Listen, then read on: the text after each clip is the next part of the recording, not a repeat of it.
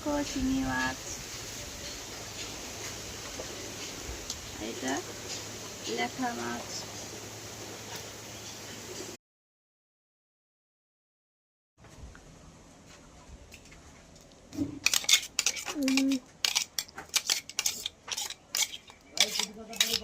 এই দেখো বন্ধুরা, মাছের মধ্যে চাটনি ঢাললো। চাটনি তার কি আমি যা বলি, এটা চাটনির তো মনে হচ্ছে, তাই এবার চাটনি করে দিলাম।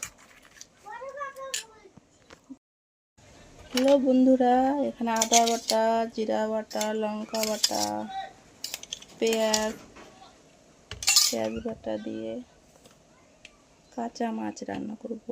একটু তেল দিয়ে দিচ্ছি। কাঁচা মাছ রান্না করে দেয়।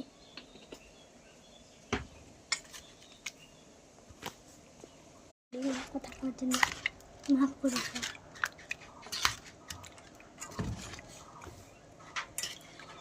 সুন্দর করে এটা মেখে নেব। বন্ধুরা এই দেখো, তেল, সরষের তেল আর জিরা ফোড়ন আর দুটো তেজপাতা ফোড়ন দিয়ে দিয়েছি। ভালো করে গরম করে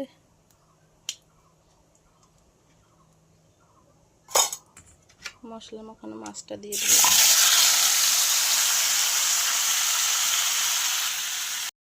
ভালো করে সুন্দর করে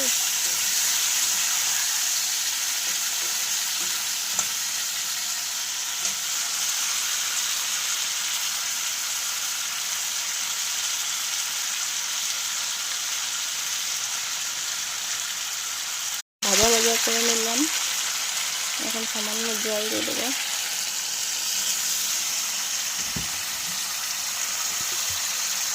আরেকটু দেবো যাতে সিদ্ধ হয় মাছটা।